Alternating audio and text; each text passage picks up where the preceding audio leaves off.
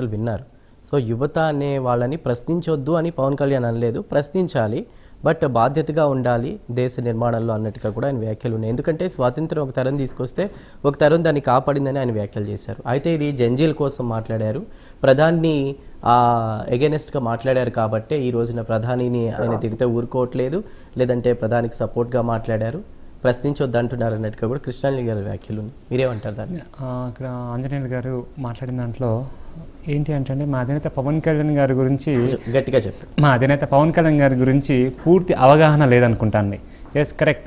పవన్ కళ్యాణ్ గారు ప్రశ్నించడానికి వచ్చారు, మార్చడానికి వచ్చారు, మార్చి చూపిస్తున్నారు కూడా. మీరు చూడండి, ఎన్నో సంవత్సరాల నుంచి స్వతంత్రం వచ్చి 80 సంవత్సరాలైనా కూడా రోడ్లు లేని పరిస్థితులు, డోలీ వేసుకుని పోయే రోజుల్ని ఈరోజు 900 కిలోమీటర్ల వరకు రోడ్లు వేసి చూపించారు. ఇంకా మార్చడం అంటే ఇంకా రాత్రికి మారదండి, చేసి చూపిస్తున్నారు. నెక్స్ట్ పంచాయతీరాజ్కి ఎన్ని అవార్డులు వచ్చాయి చూడండి. దేశంలో ఏ స్థానం నుంచి ఏ స్థానానికి పంచాయతీరాజ్ని తీసుకొచ్చారు. ఆంధ్రప్రదేశ్ డెవలప్మెంట్ ఎలా ఉంది, అమరావతి క్యాపిటల్ ఇంప్రూవ్మెంట్ డెవలప్మెంట్ ఎక్కడి వరకు వచ్చింది, ఇవన్నీ కనిపించట్లేదా ఆంజనేయులు గారు మీకు? ఇంకొకటి అంటే పవన్ కళ్యాణ్ని చీకొట్టడం కాదండి, ప్రతి చిన్న పిల్లడు కూడా దగ్గర తీసుకుంటున్నారు, ఆయన ఇన్స్పైరేషన్గా తీసుకుంటున్నారు. ఆయన కార్యక్రమాలు చూస్తే మనం ఆంధ్రప్రదేశ్ తెలంగాణ కాదు, యావత్ భారతదేశం కూడా మీలాంటి నాయకుడు మాకు కావాలని, కేరళ కర్ణాటక లాంటి సౌత్ రాష్ట్రాలు మొత్తం కూడా మీలాంటి నాయకుడు మాకు కావాలని కోరుకుంటున్నారు. తర్వాతకి మోడీ గారిని ఎందుకు ఉన్నారంటే చెప్తానండి, మిత్రపక్షంలో ఉన్నారు, ఎన్డీఏ కూటమిలో ఉన్నారు. మోడీ గారు కూడా విపరీతమైన దేశభక్తి కలిగిన వ్యక్తులలో మోడీ గారు ఉన్నారు. అదే సేమ్ భావజాలంతో మా అధినేత పవన్ కళ్యాణ్ గారు ఉన్నారు దేశభక్తితో. అంటే అంత పెద్ద ఆయనని, ఒక ప్రధానమంత్రి హోదాలో ఉన్న వ్యక్తిని తిట్టడం సరైన పద్ధతి కాదు, ఆ విధంగా దూషించడం సరైనది కాదు అని చెప్పి ఆయన యొక్క భావజాలాన్ని ఎక్స్ప్రెస్ చేశాడు. కానీ ఎవరు తిట్టాలో ఎవరు తిట్టొద్దు కూడా మీరే చెప్తారా? ఆయనకు ఫ్రీడమ్ ఆఫ్ స్పీచ్ లేదా? మాట్లాడకూడదా? ఆయన ఏ విధంగా ఇబ్బంది పడ్డాడు, ఆయనకి ఏం బాధ కల్పించిందని చెప్పుకోవద్దా?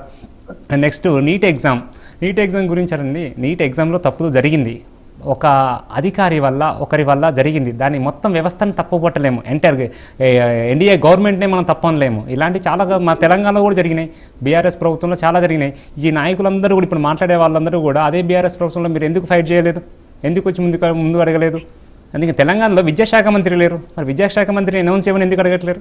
అంటే మా అధినేత పవన్ కళ్యాణ్ గారు ప్రతి ఒక్కరు అనడానికి ఇది అలవాటు అయిపోయిందండి. ఇంకొకటి ఎన్డీఏ గవర్నమెంట్ కానీ, మా అధినేత పవన్ కళ్యాణ్ గారు కానీ, ఇండియన్ గవర్నమెంట్ కానీ ఎప్పుడు కూడా గాంధీ గారిని. ఇంకోటండి, ఈ ఎన్డీఏ గవర్నమెంట్ ఉన్న ఆ ప్లేసెస్లోనే జంజీ ఉద్యమాలు జరుగుతున్నాయా? ఎందుకంటే రీసెంట్గా జార్ఖండ్లో కూడా అంటే కాంగ్రెస్ గవర్నమెంట్ ఉన్న ప్లేసెస్లో కూడా లీక్ అయితే అక్కడ జంజీలు ఎవరు కూడా ఉద్యమం చేపట్టలేదనే క్వశ్చన్ కూడా రేజ్ అవుతుంది. ఏమంటారు? మేబీ కొంతమంది తినుకుంటారండి జంజీ వెనకాలని, చాలాసార్లు కూడా ఇంతకుముందు కొన్ని డిబేట్లో కూడా చెప్పారండి. ఈ జంజీ వెనకాల కొంతమందిని, ఆ జంజీ ముసుగులో కొంతమందిని రాజకీయ ప్రేరేపితులు పంపించి జంజీని ఆవేశంగా ఉత్తేజం చేపేలాగా చేస్తున్నారు. వాళ్ళు నిజంగా జంజీలు, నిజంగా ఉన్న భావజాలం ఉన్న వాళ్ళు ఎవరు కూడా ఆవేశంతో ప్రశ్నిస్తారు కానీ ధ్వంసం చేయరు. మా అధినేత పవన్ కళ్యాణ్ అదే చెప్పారు. మన ఢిల్లీలో కూడా వాళ్ళు శాంతియుతంగా, ఆర్ఎస్ఎస్ వాళ్ళు కూడా శాంతియుతంగా మీరు మీ యొక్క భావజాలాన్ని తెలియజేయొచ్చు అని చెప్పారు, కానీ ధ్వంసం చేయొద్దని చెప్పాలి. ఆర్ఎస్ఎస్ చీఫ్ గారు కూడా అదే చెప్పారు.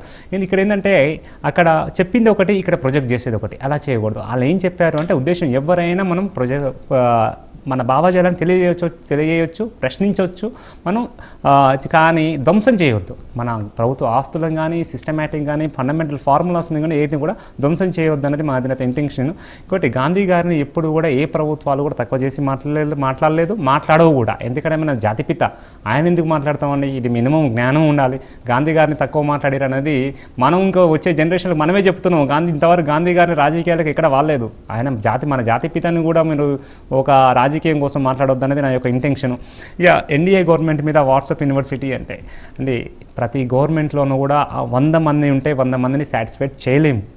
కానీ ఎన్డీఏ గవర్నమెంట్ వచ్చినాక భారతదేశకు రక్షణ ఉంది. అదే కాంగ్రెస్ ప్రభుత్వంలో చూడండి, బొగ్గు స్కామ్, టెలిస్కామ్ స్కామ్, ఆ స్కామ్, ఈ స్కామ్, ఎన్ని స్కామ్లు అండి. అదే కనుక ఎన్డీఏ గవర్నమెంట్లో చూడండి, స్కామ్స్ అనేది చాలా ఎంత డిస్లేషన్ అయింది. ఆ డిస్లేషన్ ఎప్పటి నుంచి కూడా కరప్షన్ అనేది స్టెప్ బై స్టెప్ తగ్గుతుంది. అంతేకాకుండా మేజర్గా చూసుకుంటే ఎన్డీఏ కూటమి వచ్చినాక యువతలో అవగాహనని ఎక్కువ వచ్చేలాగా చేశారు. దానికి డిస్టిలేషన్ చేశారు. విద్యార్థులకు కానీ విద్యా సంస్థలకు కానీ అవకాశాలు ఎక్కువ కల్పించారు. చాలా కొత్త యూనివర్సిటీలు తీసుకొచ్చారు.